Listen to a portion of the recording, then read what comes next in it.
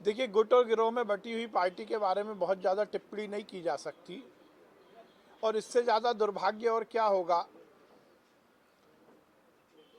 कि दिल्ली से लेकर और मध्य प्रदेश तक, और मध्य प्रदेश से लेकर मध्य प्रदेश के सुदूर गांव तक कांग्रेस में केवल गुटबाजी फैली हुई है। क्या कमलनाथ जी, दिग्विजय सिंह जी, राहुल जी, सोनिया जी, प्रियंका जी के अलावा कांग्रेस में कोई नेता नहीं है? कांग्रेस केवल नेहरू परिवार की चाटुकारिता करते हुए राजनीति करती है।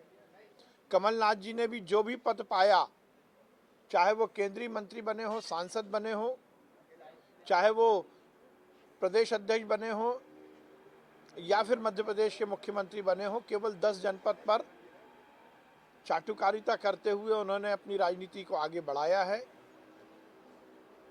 इस देश में कांग्रेस ने लोकतांत्रिक व्यवस्थाओं को तार तार किया है।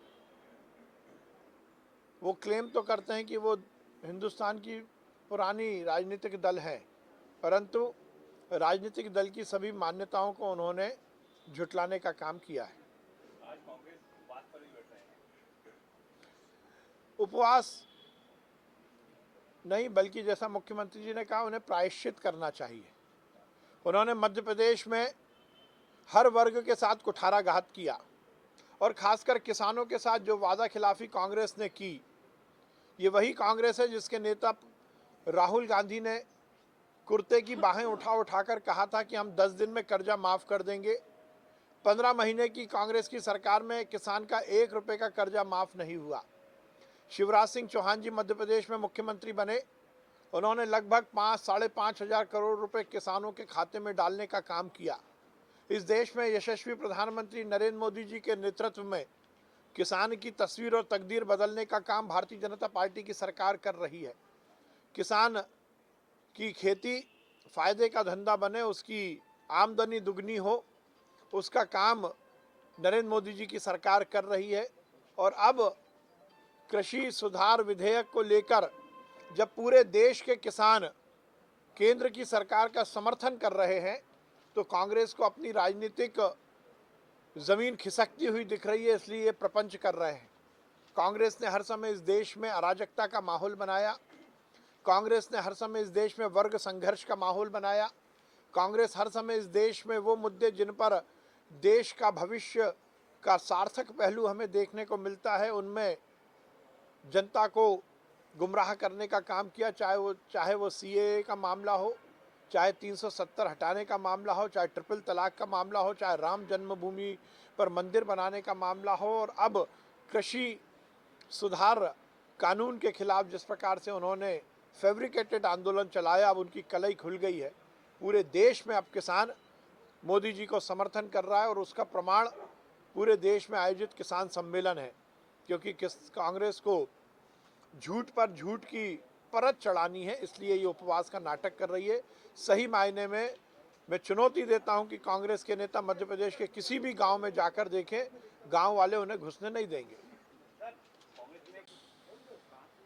अब देखिए, अच्छी बात है, यदि कांग्रेस इस तरह का क्राइटेरिया बनाती रहेगी तो ध्यान रखिएगा, आगे कांग्रेस को कोई कार्यकर्ता ही नहीं मिलेगा, क्योंकि अगले नगर निगम में भी वो हारेंगे।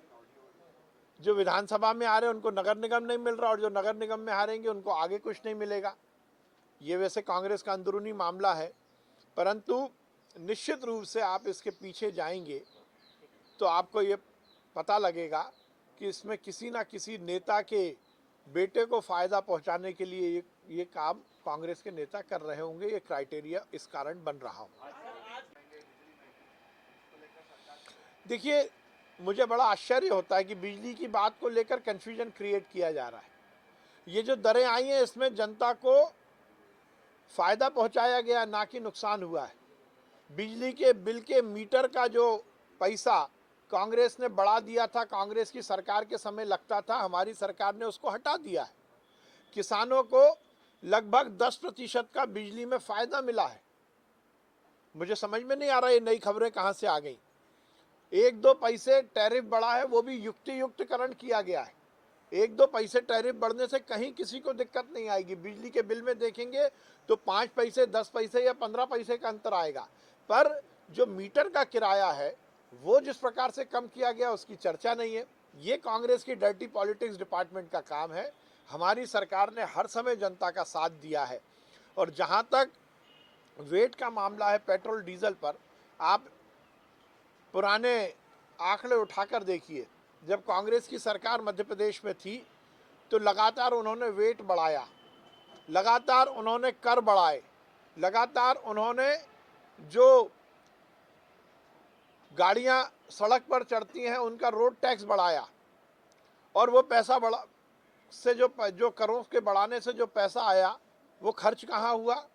कमलनाथ जी के बंगले पर करोड़ों रुपए काम करने में, कांग्रेस के मंत्रियों के बंगले पर करोड़ों रुपए काम करने में, आईफा अवार्ड की पार्टी आयोजित करने में, बंबई से फिल्म स्टार को बुलाने के लिए चार्टर प्लेन करने में, 10 जनपद पर जाकर नेताओं की जी हजूरी करने के लिए पैसे देने में।